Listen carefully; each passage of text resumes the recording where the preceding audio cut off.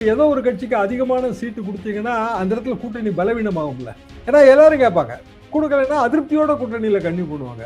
அதிக இடம் கேட்கறத எங்க இருந்து கொடுக்க? விடுதலை சிறுத்தைகள்ல இருந்து எடுத்து கொடுக்குவா, மதிமுக இருந்து எடுத்து கொடுக்குவா, திமுக இருந்து எடுத்து கொடுக்குவா. ஹைதராபாத்ல விஜய் தூவரை பார்த்தார், தாவேகா கூட்டணி, இவ்வளவு தூரம் லீக்கேஜ் எங்க இருந்து வருதுன்னு நான் கேட்கிறேன். அப்ப வேணும்னே அதை கிரியேட் பண்றாங்க. காங்கிரஸ் கட்சியில 2 அல்லது 3 வகையான மைய நீரோட்டங்கள் இருக்கு. திமுக வேண்டாங்க, தாவேகா தான் வேணும், அதிமுக தான் வேணும், அதுவும் சரிதாங்க.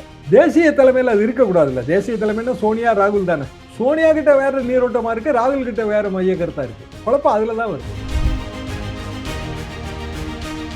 மாநில தேர்தல் வரும்போது மாநிலத்துல எந்த கட்சி ஆட்சிக்கு வரணுமோ அந்த கட்சிக்கு தான் கூட இடம் கொடுக்க முடியும். அப்படின்னா நீங்க கூட இடம் கேட்கறதே திமுக ஆட்சிக்கு வரக்கூடாதுன்னு நினைப்புல கேட்கிற மாதிரிலாம் இருக்கு, தனியா ஆட்சி அமைக்க கூடாதுன்னு நினைக்கிற மாதிரிலாம் இருக்கு. அப்ப தெரிஞ்சுக்கிட்டு தான் இவங்க கேட்கறாங்கிறதா இதுல இருக்கிற பிரச்சனை.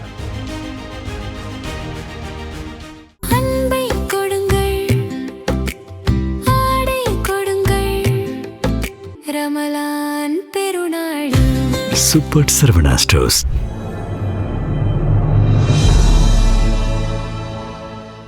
தமிழ் நியூஸ் நேயர்களுக்கு வணக்கம். இன்றைய சிறப்பு நேர்காணலில் நம்முடைய இணைந்திருப்பவர் மூத்த பத்திரிகையாளர், வழக்கறிஞர், முனைவர் தராசு ஷியாம் சார். சார் வணக்கம். வணக்கம் சார். திமுக காங்கிரஸ் கூட்டணி இடையே அந்த மோதல் என்பது பெரும் சலசலப்பு மாத கணக்கில் இருந்துச்சு. இப்போ இன்னைக்கு இறுதி கட்டத்தை எட்டியிருக்கா அப்படிங்கிற ஒரு கேள்வி எழுப்பப்படுகிறது. மாநிலங்களவைக்கான அந்த அறிவிப்பு நாளை தினம் திமுக அறிவிக்க போவதாகவும், இன்று மாலைக்குள் காங்கிரஸ் தன்னுடைய தொகுதிகளை உறுதி செய்து கொள்ள வேண்டும் என்ற கெடுவை திமுக விதித்திருப்பதாக அண்மை தகவலாக வந்திருக்கிறது. பி. சிதம்பரம் அவர்கள் முதல்வர் அவர்களை சந்திக்க அப்பாயின்மெண்ட் கேட்டிருப்பதாகவும் நமக்கு தகவல்கள் கிடைக்கப்பெறுகிறது. என்ன நிலையில் இருந்து கொண்டிருக்கிறது திமுக காங்கிரஸ் கூட்டணி, நீங்க பாக்குறீங்க சார்? கோபண்ணா மூத்த தலைவர் இப்ப ஒரு நிமிஷத்துக்கு முன்னாடி என்ன சொல்லியிருக்கிறாருன்னா, சிதம்பரம் முதலமைச்சரை பார்ப்பதே கூட்டணியை இறுதி செய்து தொகுதிகள் இத்தனைன்னு சொல்றதுக்கு தான். எந்த குழப்பமும் இதுல இல்ல. எல்லாமே நாங்க திமுக கூட்டணி போகவே மாட்டோம். முதலமைச்சரை விட இன்றைய தேதிக்கு சிறந்த முதலமைச்சர் தமிழ்நாட்டு கிடையாது. ரொம்ப பெரிய அளவுக்கு புகழ்ந்து பேசி இப்போ ஒரு நிமிஷத்துக்கு முன்னாடி காலையில சன் நியூஸ்ல என்கிட்ட கேட்கிறப்ப கார்த்திகேயன் பேசினாரு. அதுக்கப்புறம் நான் பேசினேன். அப்பதான் நீங்க சொன்ன இந்த பிரேக்கிங் நியூஸ், சிதம்பரம் நைட்டு பார்க்குறாரு, ஒரு ஸ்டேல்மேட் இருக்கு திமுக காங்கிரஸ் கூட்டணியில். நேற்றைக்கு நியூஸ் 18ல ஸ்டேல்மேட் இருக்கு, நான் ஆர்கே எல்லாருமே பேசணும். அப்போ எப்படி இது வந்துச்சுங்கிறதான கேள்வி. திமுக காங்கிரஸ் கூட்டணியில குழப்பமே இல்லாம தானே போயிட்டு இருந்தது. 2024 தானே மக்களவை தேர்தல் முடிஞ்சு 10 சீட்டு வாங்கி ஜெயிச்சிருக்காங்க, பாண்டிச்சேரி சேர்த்து. 10க்கு 10 இல்ல, 100%. அப்போ ஒரு 6 மாசம் 8 மாசத்துக்குள்ள என்ன குழப்பம்? செப்டம்பர் மாதம் தாவேகாவோட கரூர் கூட்டம், ஏகப்பட்ட பிரச்சனை. அப்போ ராகுல் காந்தி விஜய்க்கு ஃபோன் பண்ணி பேசி ஆறுதல் கூறியதாக தகவல். விஜயும் அதை ஒத்துக்கிட்டாரு. அதுல இருந்து ஏதோ ஒரு வகையான ரீதிங்கிங் ராகுல் காந்தி லெவல்ல இருந்திருக்கு. அது இல்லாம கீழே வராதுல்ல. நான் மாணிக்க தாகூர் சொன்னாலுங்க, அவர் கொறடாங்க, பார்லிமெண்ட்ரி போர்டு கொறடா. ராகுல் காந்தி தலைவர், அவர் கொறடா, 3வது பொசிஷன்ல இருக்கிறாரு. ராகுல் காந்தி சொல்லாம அவர் எப்படி சொல்லுவாரு? மாணிக்க தாகூரே என்கிட்ட பேசும்போது அப்படிதான் சொன்னாரு. என்னங்க நானா எப்படிங்க சொல்ல முடியும் இத? ராகுல் காந்தி சொல்லாம நான் ஒன்னும் சொல்லல. நல்ல நண்பருங்க அவரு. அப்போ சரிதான், அப்படிதான் இருக்கும் தான் நானும் நினைச்சேன். ஏன்னா அவரே சொல்லும் போது. அது பிறகு சோடங்கரோட பேச்சு. சோடங்கர் அதிகாரபூர்வமான பார்வையாளர். அப்ப போன வாட்டி 2021ல பாத்தீங்கன்னா இதே அதிகாரபூர்வமான பார்வையாளராக இருந்தது தினேஷ் குண்ட்ராவோட பையன், முன்னாள் முதல்வர், கர்நாடக முன்னாள் முதல்வர். இப்ப கர்நாடக அரசியல்ல, காங்கிரஸ் அரசியல்ல பெரிய ஆளு. இங்கே KS அழகிரி சீட்டு கூட கேட்டாங்க 21. அது நான் தவறுன்னு சொல்லலை. ஏன்னா எல்லா கட்சியும் சீட்டு கூட தானே கேட்கும், வேற வழி இல்லைங்களே. நமக்கு 2 சீட்டு தான் கொடுப்பாங்க அப்படின்னா நம்ம 10 சீட்டு கேட்கறது தான். நடைமுறையில என்ன சாத்தியமோ அது கடைசியில பயிர்வாகும். கூட்டணியோட ஒட்டுமொத்த வெற்றி தான் ஒரு கூட்டணியோட குறிக்கோளா இருக்க முடியும். கூட்டணி 180 இடத்துல 200 இடத்துல வெற்றி பெறணுங்கிறதான கூட்டணியோட குறிக்கோளா இருக்க முடியும். போன தடவை கிட்டத்தட்ட 160, இந்த தடவை ஒரு 180 அப்படின்னு டார்கெட் வச்சிருப்பாங்க. 200ன்னு சொல்லுவாங்க. 160 180 வரைக்கும் வந்தா அது ஒன்னால வெற்றி கூட்டணி நம்ம எடுத்துக்கிடலாம். ஸ்ட்ரைக் ரேட் 234 எவ்வளவுங்கிறதானங்க கேள்வி கடைசியா. அப்ப நீங்க வந்து ஏதோ ஒரு கட்சிக்கு அதிகமான சீட்டு கொடுத்தீங்கன்னா அந்த இடத்துல கூட்டணி பலவீனமாகும்ல. ஏன்னா எல்லாரும் கேட்பாங்க, கொடுக்கலன்னா அதிருப்தியோட கூட்டணியில கண்ணி பண்ணுவாங்க. அதிக இடம் கேட்கறத எங்க இருந்து கொடுக்க? விடுதலை சிறுத்தைகள்ல இருந்து எடுத்து கொடுக்குவா, மதிமுக இருந்து எடுத்து கொடுக்குவா, திமுக இருந்து எடுத்து கொடுக்குவா.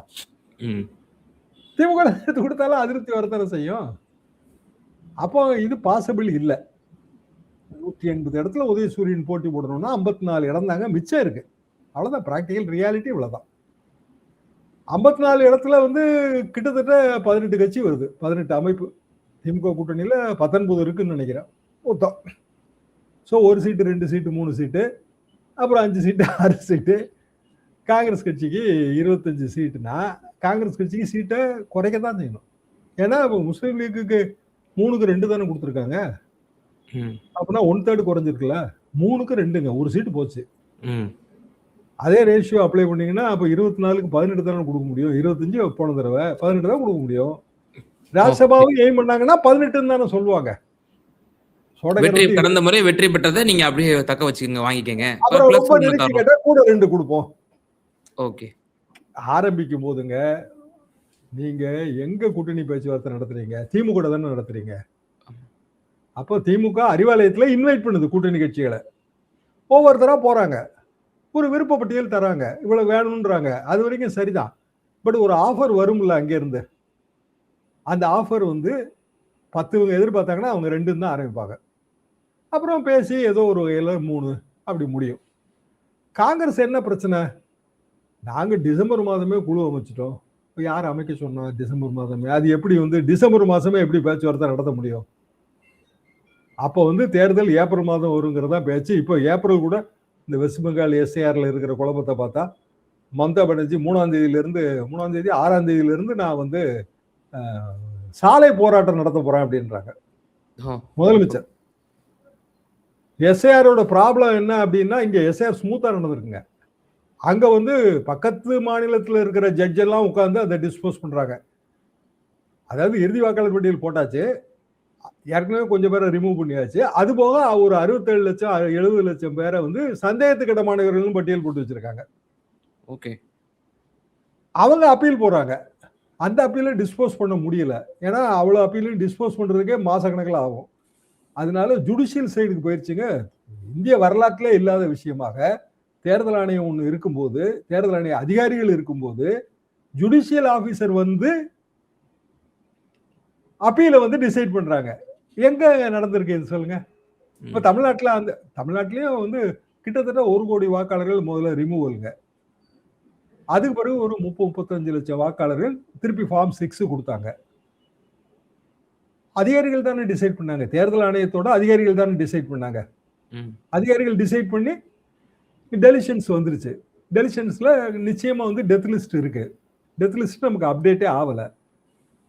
அதை எல்லா கட்சியும் ஒத்துக்கிட்டதுனால தானே எஸ்ஏஆர் வந்து ஃபைனலைஸ் ஆகி நம்ம இறுதி வாக்காளர் பட்டியல் போட்டிருக்கோம். வெஸ்ட் பெங்கால்ல போட முடியல, போட முடியாதுல்ல. இப்போ அவங்க சாலை போராட்டம் அப்படின்னா எப்பதான் இவங்க தேர்தல் அனௌன்ஸ் பண்ணுவாங்கன்னு யோசிச்சு பாருங்க. சரி, எல்லாத்துக்கும் சேர்த்தான தேர்தல் வைக்க முடியும். வெஸ்ட் பெங்காலுக்கு தனியா தேர்தல் வச்சா அவங்களோட சட்டமன்றத்தோட ஆயுள் முடியுது. அது பிறகு நடுவில் உள்ளது என்ன பண்றது? மே மாசம் ஃபர்ஸ்ட் வீக் அவங்களுக்கும் முடியும்ல ஆயுள் காலம். மே மாசம் முடியுதுங்க, ஆயுள் காலம் முடியுது. அப்ப நீங்க வச்சுதான் ஆகணும். ரெண்டாவது ஒரு ஷெட்யூல் போட்டு ஆகணும். வெஸ்ட் பெங்கால்ல நிறைய கட்ட தேர்தல், தமிழ்நாட்டுல ஒரு கட்ட தேர்தல். அப்ப தமிழ்நாட்டுல மே மாதம் முதல் வாரமோ இல்ல ஏப்ரல் கடைசியிலயோ தேர்தல் வருங்கிறதுனாலதான் இது இன்னைய வரைக்கும் இழுக்குது. போன தடவை 2021 பிப்ரவரியிலே முடியணுங்க. பிப்ரவரியிலே அறிவிப்பான வந்துரும்ல. அறிவிப்பான வந்துருச்சுல போன தடவை. ஏப்ரல் மாதம் நமக்கு தேர்தல், அதுக்கு முந்தி மே மாதம் தேர்தலுங்க. போன தடவை என்ன சொன்னாங்கன்னா, இல்ல கோவிடு அதனால வந்து முதலே தேர்தல் உங்களுக்குன்னாங்க. அது மதுரையில எல்லாம் குழப்பாங்க. சித்திரை திருவிழா அன்னைக்கு தேர்தல் நடந்துச்சு, வாக்குப்பதிவு. அப்ப இந்த வாட்டி எல்லா கட்சியுமே அதுல தெளிவாவே இருந்தாங்க. தலைமை தேர்தல் அதிகாரியே தமிழ்நாட்டுல தான் ஜனநாயகம் தலை தோங்குதுன்னு சொல்லிட்டு போயிட்டாரு ஞானேஸ்வர். அவர் மேல 1000 விமர்சனம் நமக்கு இருக்கு. அப்ப இங்க ஸ்மூத்தா போயிட்டு இருக்கிற ப்ராசஸ குழப்பினது யாருங்கிறதா என்னோட கேள்வி. சரி, அதிமுக கூட்டணி தனி, அவங்க பேசிட்டு இருக்காங்க, அதுல கமெண்ட் கிடையாது. திமுக கூட்டணி தனி, அதுல பேசிட்டு இருக்காங்க. ஆனா டிசம்பர் மாதமே வந்து நாங்க குழு அமைத்து 70 நாள் ஆச்சு 75 நாள் ஆச்சுன்னு சோடங்கர் சொல்லிட்டே இருக்காரு. குழு அமைக்க சொன்னது ஒரு யாரு? தேவையற்ற குழப்பத்தை காங்கிரஸ் கட்சி அதன் மூலம் ஏற்படுத்தியது என்று நம்மால் புரிந்து கொள்ள முடிகிறது. நீங்க தேவையற்ற ஒரு குழப்பத்தை ராகுல் காந்தி ஏற்படுத்தியிருக்காரு. அப்படி சொல்லுங்க. ஓகே. டெல்லி தலைமையை ராகுல் காந்தியே ராகுல் ஏற்படுத்தியிருக்காருன்னு காந்தி சொல்றீங்க. தாங்க. ஏன்னா இவங்க எல்லாரும் ராகுல் காந்திக்கு நெருக்கமானவர்கள் தான். அவர் கண்டிக்கவே இல்ல. இப்போ தமிழ்நாடு காங்கிரஸ் கட்சி வேற மாதிரிலாம் சொல்லுது. இப்போ கோவண்ணா வேற மாதிரிலாம் சொல்றாரு. ம். செல்வ ஆனா பெருந்தகை வேற மாதிரி ஜோடங்கரனுடைய சொல்றாரு. தொனி வேற மாரி இருக்கு. சோனகர் தனி மாறும்போது அவர் ராகுல் காந்தியை பார்த்துட்டு வந்துலாம் பேசுறாரு. எஸ். சனிக்கிழமை இங்க பேசியிருக்காருங்க. ஞாயிற்றுக்கிழமை ராகுல் காந்தியை பார்த்திருக்காரு. ராகுல் காந்தி நேத்திக்கு வந்து ஹைதராபாத் போய் நிகழ்ச்சிகளை முடிச்சுட்டு திரும்பிட்டாரு. அதுக்கிடையில எவ்வளவு ஹைதராபாத்ல விஜய் தூதுரை பார்த்தார். தாவேகா கூட்டணி இவ்வளவு தூரம் லீக்கேஜ் எங்க இருந்து வருதுன்னு நான் கேக்குறேன். அப்ப வேணும்னே அதை கிரியேட் பண்றாங்க. சரி, காங்கிரஸ் கட்சியில 2 அல்லது 3 வகையான மைய நீரோட்டங்கள் இருக்கு. ஆனா மாநிலத்துல இருக்கும் அது. நான் புரிஞ்சுக்கிறேன். திமுக வேண்டாங்க, தாவேகா தான் வேணும், அதிமுக தான் வேணும். அதுவும் சரிதாங்க. தேசிய தலைமையில் அது இருக்கக்கூடாதுல்ல. தேசிய தலைமைன்னா சோனியா ராகுல் தானே. சோனியா கிட்ட வேற நீரோட்டமா இருக்கு, ராகுல் கிட்ட வேற மைய கருத்தா இருக்கு. குழப்பம் அதுலதான் வருது. ஓகே. இப்போ ஒருவேளை டெல்லி தலைமை இப்படி ஒரு முடிவெடுத்து விட்டதா? நீங்க ஒரு தொலைக்காட்சிக்கு பேட்டி கொடுக்கும் பொழுது ஒரு விஷயத்தை சொன்னீங்க. அண்ணாமலை பாணியை போல தமிழ்நாட்டுல ஒரு காங்கிரஸ் வந்து ஒரு பல பரீட்சை பண்ண போகுதா? இந்த தேர்தல்ல நாம ஒரு வாக்கு வங்கிய வந்து ஒண்ணு ப்ரூவ் பண்ணி காட்டுவோம். நம்ம ஒரு கூட்டணிய ஒண்ணு ஃபார்ம் பண்ணுவோம். அப்படின்ற ஒரு தடாலடியான ஒரு முடிவை கூட காங்கிரஸ் வந்து எடுக்க துணியுமா? அப்படிங்கிற ஒரு கேள்வி இருக்கு. அப்படி முடிவு எடுத்துக்கலாம். தப்பு இல்ல. எப்ப எடுத்திருக்கணும்னா அது 2024ல எடுத்து எம்பி தேர்தலே அந்த முடிவை செயல்படுத்தி பார்த்திருக்கணும். எப்படி சரி. அண்ணாமலை எடுத்தாரோ? ஆமா, அவர் அப்பெல்லாம் எடுத்தாரு. அண்ணாமலை எடுத்த முடிவு 24 தனி கூட்டணி அமைச்சாரு. 18% ஓட்டு வாங்கியிருக்கு. சில இடங்கள்ல அதிமுகவே பின்னாடி போயிருக்கு. அது மோசமான முயற்சின்னு நான் என்னைக்குமே சொல்ல மாட்டேன். அப்படியான முயற்சியை காங்கிரஸ் அப்ப எடுத்திருந்தா ராகுல் காந்தி, சோனியா காந்தி அகில இந்திய தலைமை அவங்களுக்கு இருக்கு. எப்படி வந்து அண்ணாமலைக்கு அகில இந்திய தலைமை பிரதமர் மோடி, அமித்ஷான் இருந்ததோ அப்படி அவங்களுக்கு இருக்கு. அப்ப தமிழ்நாட்டுல வந்து மக்களவை தேர்தல் நடக்கும்போது தேசிய தலைமைக்கு ஓட்டு போடுவாங்க அப்படின்னு அவங்க எடுத்துக்கிடலாம். அப்போ உங்களுக்கு அந்த தைரியம் வரலையே, அந்த துணிச்சல் வரலையே. 10 சீட்டை வாங்கிட்டு தானே போனீங்க. இல்ல 20 சீட்டு கேட்டீங்களா? நாங்க தேசிய கட்சி, எங்களுக்கு 20 சீட்டு வேணும்னு கேட்டீங்களா? கேட்கல இல்ல. விசிக்காக 2 சீட்டுங்க எம்பி சீட்டு. அப்படின்னா 12 சீட்டு கொடுப்பாங்களா? காங்கிரஸுக்கு 10 சீட்டு. அப்படின்னா 60 சீட்டு கொடுப்பாங்களா? பாண்டிச்சேரி சேர்த்து, பாண்டிச்சேரி விட்டுருங்க 9ன்னு வச்சா கூட 96, 54 கொடுப்பாங்களா? எப்போதுமே மக்களவை தேர்தல்னு வரும்போது தேசிய கட்சிகளுக்கு கொஞ்சம் கூட இடம். மாநில தேர்தல்னு வரும்போது மாநிலத்துல எந்த கட்சி ஆட்சிக்கு வரணுமோ அந்த கட்சிக்கு தான் கூட இடம் கொடுக்க முடியும். அப்படின்னா நீங்க கூட இடம் கேட்கறதே திமுக ஆட்சிக்கு வரக்கூடாதுன்னு நினைப்புல கேட்கிற மாதிரிலாம் இருக்கு. தனியா ஆட்சி அமைக்க கூடாதுன்னு நினைக்கிற மாதிரிலாம் இருக்கு. சரி, பிஜேபி அதிமுக கேட்டா அதிமுக கொடுத்துருவா? அதெல்லாம் கொடுக்க மாட்டாங்க. அப்ப தெரிஞ்சுக்கிட்டு தான் இவங்க கேட்கறாங்கிறதா இதுல இருக்கிற பிரச்சனை. எப்படிங்க தெரியாம இருக்கும்? நாங்க வளர வேண்டாமானா நீங்க வளர்ந்துக்குங்க, நல்லா வளர்ந்துக்குங்க, வளர்ந்துட்டு கேளுங்க. நீங்க வளர்றதுக்கே நாங்க வந்து சீட்டு கொடுக்கணுங்கிறது எந்த ஒரு நியாயம்? நீங்க வந்து நாங்க ரொம்ப காலமா அதிகாரத்துல பங்கு இல்லை, அது யார் தப்பு? ஆட்சியில் நாங்க 67ல இருந்து இல்ல, அது யார் தப்பு? 89ல தனியா தானே நின்னீங்க, மூப்பனாரை முதல்வராக்குவோன்னு. அந்த முயற்சியை தொடர்ந்துருக்கலாம்ல. 89ல வந்து எல்லாம் பிரிஞ்சு கிடந்ததுங்க. அதிமுகவே 2. மூப்பனாரை முதல்வராக்குவோன்னு தான் ராஜீவ் காந்தியும் சோனியா காந்தியும் வந்து பிரச்சாரம் பண்ணாங்க. மத்திய ஆளுங்கட்சி காங்கிரஸ் கட்சி. அப்ப எவ்வளவு பலம் இருந்திருக்கு பாருங்க. 1 வருஷம் தேர்தலை தள்ளி வச்சாங்க. 1 வருஷம் டைம் காங்கிரஸ் கட்சிக்கு பிரச்சாரம் பண்றதுக்கு. பிரதமரே இங்க வராரு, தொடர்ந்து வராரு, குடிசையா நுழைகிறாரு, கூழெல்லாம் குடிக்கிறாரு. மூப்பனார் முதல்வராக்கும். ரைட்டு, நல்ல முயற்சி. 26 சீட்டு கிடைச்சது. மோசமான வெற்றின்னு நான் சொல்ல மாட்டாங்க. ஆனா அதை நீங்க தொடர்ந்து இருக்கணும்லான்ற. அடுத்தாப்புல மக்களவை தேர்தல் வருது. அப்படியே பல்ட்டி அடிச்சு மூப்பனாரை வந்து முதல்வர்னு சொன்ன மூப்பனாரை வந்து பதவியில இருந்தே தூக்கிட்டு வாழப்பாடி ராமமூர்த்தியை கொண்டு வந்தீங்க. ஒருத்தர் 6 மாசத்துக்கு முன்னாடி வரைக்கும் முதல்வர் வேட்பாளருங்க. 6 மாசம் கழிச்சு அவருக்கு பதவியே கிடையாது. அகில இந்திய பதவி ஒண்ணு. அது எல்லாம் உப்பு சப்பான பதவியை கொடுத்தாச்சு. கொடுத்துட்டு வாழப்பாடி முதலமைச்சர் வேட்பாளர். அப்போ வந்து பாண்டிச்சேரியில இருந்து ஜெயலலிதா, சசிகலாமா ஒரு கார்ல வரும்போது ஒரு லாரி மோதிருச்சு. லாரியோட முகப்புல வந்து திமுக கொடி போட்டிருக்கு. அந்த அதாவது பொதுவா வந்து டிரான்ஸ்போர்ட் வாகனங்கள் வச்சிருக்கவங்க எந்த கட்சி ஆளுங்கட்சி அந்த கட்சி ம். சின்னங்களை பயன்படுத்திடுவாங்க. திமுக சதி செய்து விட்டது, ஜெயலலிதாவை கொல்ல சதி, அப்படிதான் வந்து அது அன்னைக்கு தேதிக்கு கான்ஸ்பிரசி தியரி கரூர் மாதிரி. அப்போ ஓகே. அது ஒன்றும் கோர்ட்ல ப்ரூவ் ஆகலைங்க, அவன் விடுதலையே போயிட்டான் லாரி டிரைவர். ஆனா டக்குன்னு வந்து தேவகி மருத்துவமனையில 2 பேரும் அட்மிட் ஆனாங்க. நாங்கெல்லாம் அங்கே வெளியில் தான் நின்றுட்டு இருக்கோம். பயங்கர பரபரப்பு. என்னன்னு பார்த்தா பிரதமர் வராரு நல்லா விசாரிக்க, ராஜீவ்காந்தி. தேவி மருத்துவமனை வந்து அவங்க ஒரு டாக்டர் சொக்கலிங்கம்னு, அவர் தான் வின் டிவியோட முதல் ஓனருங்க. ஓ. எனக்கு ரொம்ப நண்பர் அவரு. ஏங்க பிரதமர் வந்து ஒரு கார் ஆக்சிடென்ட்ல கண்ணில் கட்டுங்க, சின்ன ரொம்ப சின்ன ஆக்சிடென்ட் தான். அது வண்டி மேல மோதிருச்சுங்க, கண்டசாவோ என்னமோ அந்த வண்டி, அது மேல லாரி வந்து சைட்ல வந்து மோதிருச்சு. லாரி வந்து கீழே மட் ரோட்ல இருந்து வருது, கார் மெயின் ரோட்ல போகுது, மோதிருச்சு. பெரிய அளவுக்கு தங்க நாற்கர சாலையெல்லாம் இல்லாத காலகட்டத்தில் அதுக்கு அவர் வந்து ஸ்பெஷல் பிளைட் எடுத்துட்டு பார்க்க வந்தாருங்க. பரபரப்பா இருந்துச்சு. அப்பவே எங்களுக்கு தெரியும் கூட வாழப்படியாரு. சரி ரைட்டு, இது வந்து காத்து அதிமுக கூட்டணியை நோக்கி போகுது, இது கண்டுபிடிக்கிறதாங்க. இப்ப நம்ம எப்படி வந்து தாவேகா பக்கம் காத்து திரும்புதுன்னு நினைக்கிறோம், பல சமிக்கைகள் வர்றதுனாலதான். கரூர்ல வந்து அவரு குறை சொல்றாரு, திமுக தான் சதின்னு. ராகுல் காந்தி அவருக்கு ஆறுதல் சொல்றாரு. என்ன ஆறுதல் வேண்டி கிடக்கு? யாரால ஏற்படுது கரூர் சம்பவம்? திரு விஜய் அவர்களா? ஆறுதல் உண்மையிலே யாருக்கு சொல்லணும்? பாதிக்கப்பட்டவங்களுக்கு சொல்லணும், விக்டிம்ஸ் தானங்க சொல்லணும் ஆறுதலை. இவருக்கு என்ன ஆறுதல் வேண்டி கிடக்குன்ற? இவரும் அப்படியே வந்துட்டாரு, ஓடி வந்துட்டாரு, பாதிக்கப்பட்ட குடும்பங்களை பார்க்க கூட இல்லை. அப்புறம் இவர் தான் அவங்கள எல்லாத்தையும் பனையூர் கூப்பிட்டு வந்து பார்த்தாரு. அவருக்கு இவர் ஆறுதல் சொல்றாரு அப்படின்னு உடனே செப்டம்பர்லயே கொஞ்சம் எங்களுக்கு எல்லாம் சந்தேகமா தான் இருந்தது. அதாவதுங்க, ஒரு ஃபேக்ட் ஃபைண்டிங் கமிட்டி கரூருக்கு போய் பேசுறது அது வேற விஷயங்க, அது எல்லா கட்சியும் செய்யறது தான். ஒரு கட்சி தலைவருக்கு நான் ஆறுதல் சொல்றேன், நீங்க ரொம்ப பாதிக்கப்பட்டிருக்கீங்க அப்படின்னா, பாதிப்பை ஏற்படுத்தியது யார்? அப்ப திமுகவா?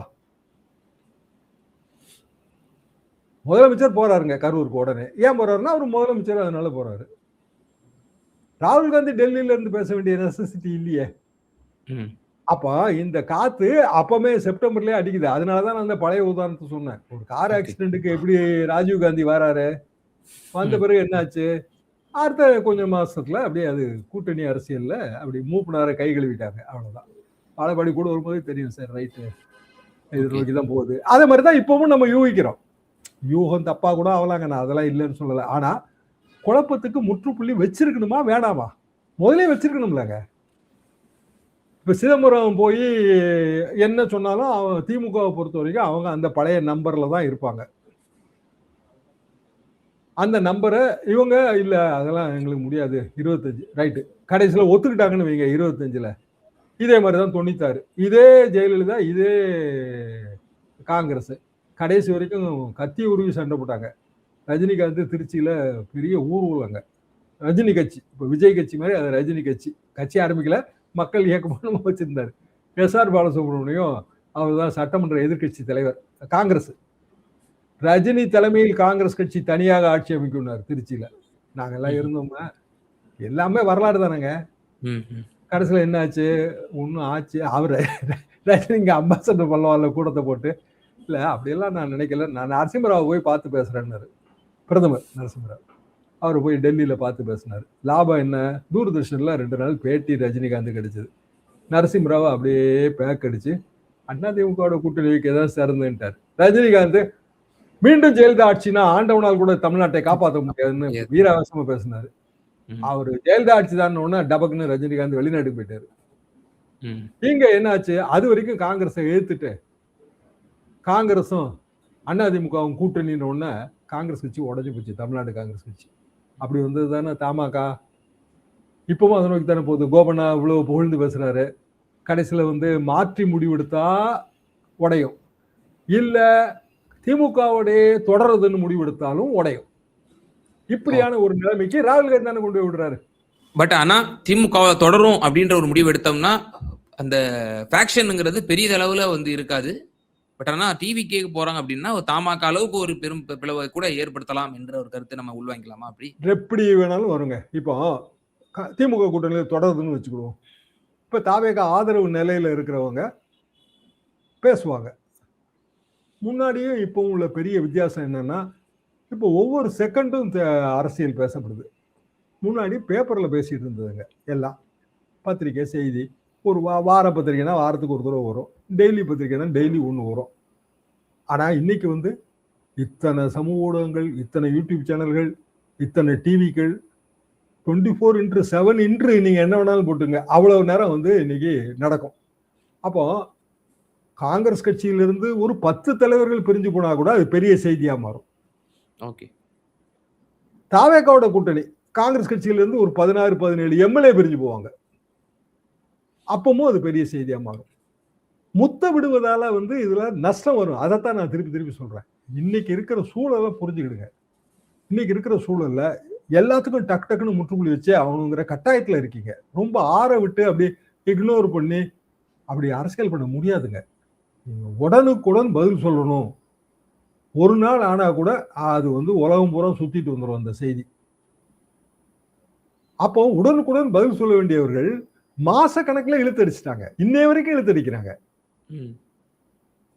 அப்போ இன்னைக்கும் போய் சிதம்பரம் பேசி என்ன முடிவு எடுப்பாரு நமக்கு தெரியாது. என்ன முடிவு வேணாலும் எடுக்கட்டும். ஆனாலும் இந்த சலசலப்பு வரத்தான் செய்யும். தாவேகா உடனே காங்கிரஸ் கட்சி வந்து பணிந்து விட்டது அப்படி ஏதோ சொல்லுவோம். காங்கிரஸ் கட்சியில சேர்ந்தா விஜய் பலவீனமாகி விட்டாருன்னு சொல்லுவாங்க. ஏன்னா அவரோட ஃப்ரெஷ்னஸ் அப்பீலே போயிருங்களே. காங்கிரஸ் கட்சிக்கு ஒரு 70 சீட்டு 80 சீட்டு கொடுக்குறாருன்னு வச்சுக்குவோம். ஒரு 20 சீட்டு 25 சீட்டு செங்கோட்டையன்னு அவங்க கொடுக்கணும். அப்ப விஜயோட ஹார்டு கோரா விஜய் கட்சியில இருக்கிறவங்களுக்கு 130 தான் மிஞ்சும். இன்னைக்கு ஏதோ ஒரு இதுல பார்த்தாங்க விஜய்க்கு இத்தனை சீட்டு காங்கிரஸுக்கு இத்தனை சீட்டுன்னு ஒரு கணக்கு. துணை முதல்வர் காங்கிரஸ் கட்சியில இருந்து இவரு. ஏன்னா பல யூகங்கள் கிடைப்பு வந்துடும். உண்மையிலே பேசுறாங்களான்னு தினமே திரு நிர்மல்குமார் அவர்கள் காங்கிரஸ் ஒருவேளை கூட்டணியை விட்டு வெளியேறிவிட்டால் திமுகவால் 25 தொகுதிகளை கூட தாண்ட முடியாது அப்படின்னு சொல்லி ஒரு விஷயத்தை கொளுத்தி போடுறாரு. அது சொல்ல வேண்டியதுதான். அதுல என்ன இருக்கு? ஒரே ஒரு மைனஸ் பாயிண்ட் என்ன அப்படின்னா தமாகவுக்கு அந்த காலத்துல 96ல ஓட்டு வங்கி கிடையாதுங்க. ஏன்னா அது கட்சி புதுசு. தாவேகாவுக்கும் ஓட்டு வங்கி கிடையாது, கட்சி புதுசு. ரெண்டும் ஒண்ணுதான். ஆனா தமாகவுக்கு கம்ப்ளீட்டா தொண்டர் பலம். காங்கிரஸ் கட்சி அன்றைய தொண்டர் பலம். அன்னைக்கு வந்து அவங்க 91 ராஜீவ்காந்தி கொலைக்கு பிறகு பெரிய அளவுக்கு வெற்றி பெற்று இருந்தாங்க. அது போக பெரிய பெரிய தலைவர்கள். சிதம்பரம் தாங்க முதல்ல வந்து தேர்தல் ஆணையத்துக்கு போய் சைக்கிள் சின்னம் வாங்கிட்டு வந்தாரப்போ. வரலாறு அப்படியெல்லாம் திரும்புது. மூப்பனார் வந்து காங்கிரஸ் கட்சியோட மேலிடத்தை கம்ப்ளீட்டா பயக்கிறதுக்கெல்லாம் அவர் அந்த காலத்துல தயார் கிடையாது. சத்தியமூர்த்தி பொண்ணு காலையில வர்றாரு, அதுக்குள்ள பெரிய பெரிய சம்பவங்கள்லாம் போச்சு, நடந்து போச்சு. நரசிம்மராவ் படத்துக்கே வந்து செருப்பு மாலையெல்லாம் போட்டு கட்டோட்ட செருப்பு கழட்டி அடிச்சு பெரிய விஷயமாகி போச்சு. சன் டிவி, அப்போ சன் டிவி தாங்க, சன் நியூஸ் கிடையாது. சன் டிவி வந்து அதை கம்ப்ளீட்டா டெலிகாஸ்ட் பண்ணி ஏகப்பட்ட பிரச்சனை ஆயிடுச்சு. மூப்பனார் வர்றாரு, சத்தியமூர்த்தி பவன் அந்த படிக்கட்டுல தலையில கை வச்சு உட்கார்ந்தாரு. ஐயோ இப்படி ஆயிப்போச்சு அப்படின்னு. அதுக்கு பிறகு தமாக வருது. இங்க திமுக ஜெயலலிதா எதிர்ப்பு உணர்வு. திமுக வந்து தமாகவுக்கு 40 சீட்டு கொடுக்கும். 40 சீட்டு கொடுக்குதுன்னா ஒர்த்து எப்படின்னாங்க, ரஜினி வந்து நான் அண்ணாமலை படத்தில் பயன்படுத்திய சைக்கிளே அவர்களுக்கு தருகிறேன்னாரு. மூப்பனார் சைக்கிளை வச்சுக்கலாம் நிறைய படம் போடுவாங்க. அப்போ அவர் டக்குன்னு ஒரு சைக்கிளை, புது சைக்கிள் வாங்கி அதை பிடிச்சிக்கிட்டு ஒரு போஸ் படம், பத்திரிகையிலலாம் பயங்கரமா அந்த படம் சர்க்குலேட் ஆகுது. சிதம்பரம் தேர்தல் ஆணையத்துக்கு போய் புது கட்சிக்கு சின்னம் வாங்கிட்டாருங்க. அப்போ இன்னைக்கு ஒரு கட்சிக்கு சின்னம் வாங்குறதுக்கு எவ்வளவு பெரிய கஷ்டம் இருக்கு யோசிச்சு பாருங்க. அதாவது கட்சி புதுசு, அதுக்கு 40 சீட்டு, 20 சீட்டு எம்பி தொகுதிங்க. எப்படி கணக்கு வருது? என்னன்னா தொண்டர்கள் இருக்காங்க, தலைவர்கள் இருக்காங்க. அது வந்து திமுகவோட வெற்றிக்கு உதவியாக இருக்கும். மொத்தத்துல வந்து அதிமுக ஜெயலலிதா உட்பட தோல்விங்க. அதுல பர்கூர்ல தோத்தாங்க. அப்போ இப்ப அந்த நிலைமை வருமா அப்படின்னா வராது. என்ன காரணம்னா அப்போ ஜெயலலிதா மேல இருந்த வெறுப்பு இப்போ நடப்பு ஆட்சி பேர்ல கிடையாதுங்க. ஆன்டி இன்கம்பன்சி கொஞ்சம் கொஞ்சம் இருக்கு. ஆனா அதை அவங்க சரி பண்ணிட்டே வராங்க. இது இன்னைய வரைக்கும் வந்து சரி பண்ணியிருக்காங்க. மாற்றுத்திறனாளிகளுக்கு கைம்பெண்ணுக்கு வந்து சிறப்பு நிதி, அப்புறம் வந்து தேயிலை கொள்முதல் விலை ஆதார விலையை உயர்த்துதல், மீனவர்களுக்கு வந்து அவங்களுக்கு மீன்பிடி தடைக்கால நிதி உயர்வு எல்லாம் போட்டாச்சு. பணத்தையே போட்டாச்சு. காலையில இப்ப ஸ்டைலே என்னன்னா பணத்தை போட்டுட்டு தான் ட்வீட்டே போடுறது. ட்வீட்டை பார்த்துட்டு மொபைல பாத்தீங்கன்னா பணம் வந்து கிடக்கும். அப்ப இப்ப வந்து இவரோட ஸ்டைலு வேறவா இருக்கு. அதே நேரத்துல கலைஞராவது பேசிட்டுலாம் வச்சுட்டு இருப்பாருங்க. பிரஸ் எல்லாம் இவரு ஒண்ணும் பேசுறதே இல்ல. சைலன்ட்டா அடிச்செறிகிறாரு. நல்லா தெரியுதுங்க அது. கலைஞராச்சும் இலக்கிய கூட்டம், அது இது நூல் வெளியீட்டு விழான்னு கொஞ்சம் டைம வந்து அதுல போக்குவாருங்க. இவரு போக்குறதே இல்ல டைம. 24x7 full politics. அமைதியா இருக்காரு. இவ்வளவு இதுக்கும் வந்து இவரு ஒண்ணும் சொல்லல. இவ்வளவு இது கலைஞர் காலத்துல நடந்தா இந்நேரம் அவரு கொதிச்சிருப்பாரு. பழைய வரலாறுலாம் சொல்லியிருப்பாரு. 1971ல என்ன நடந்ததுன்னு ஆரம்பிச்சு சொல்லியிருப்பாரு. இவரு சைலண்ட். அப்போ முதலமைச்சரோட சைலன்ஸை இவங்க புரிஞ்சுக்க மறுக்கிறாங்க. சிதம்பரங்கிறதுனால தான் இன்னைக்கு அப்பாயின்மெண்ட்டுங்க. இதுவே வந்து இன்னைக்கு செல்வ பிறந்தகை இல்ல நிகழ்ச்சிகள்லாம் வராங்க எல்லா பெரிய தலைவர்களும். ஒன்னும் நோ அப்பாயின்மெண்ட். சிதம்பரம் வந்து எப்போதுமே திமுக பேர்ல ஒரு நல்லெண்ணத்தோட இருக்கவரு. 2006ல திமுக தேர்தல் அறிக்கையில கலர் டிவி அறிவிச்ச உடனே தேர்தல் அறிக்கையின் கதாநாயகன் சொல்லி பாராட்டினார். இதுதான் வந்து எலெக்ஷன் மேனிஃபெஸ்டோட ஹீரோ கலர் டிவி அறிவிப்பு. எதுக்காக சொல்றேன்னா அவர் ஒரு நல்லெண்ணத்தோட இருக்காருங்கிறதுனால இவங்க பாக்குறாங்க. ஆனா சிதம்பரம் கேட்கறதுனால கூட சீட்டு கொடுப்பாங்களா? இருக்கிறது 234 தானே. 18 கட்சி இயக்கங்கள் இருக்குல்ல கூட்டணியில. அப்படின்னா தமிழ்நாட்டுக்கு சீட்டை கூட்டணுங்க. 234 284 கூட்டணும். அப்படி கூட்டினா அதிமுக பிஜேபி கூட சந்தோஷமா இருக்கும். நிச்சயமா சார். சமகால அரசியல் சூழ்நிலை குறித்து ரொம்ப தெளிவா உங்களுடைய கருத்துக்களை எங்க நேயர்களுக்கு பகிர்ந்தீங்க. ரொம்ப நன்றி. அன்பை கொடுங்கள், ஆடை கொடுங்கள், ரமலான் பெருநாள். Super Saravana stores.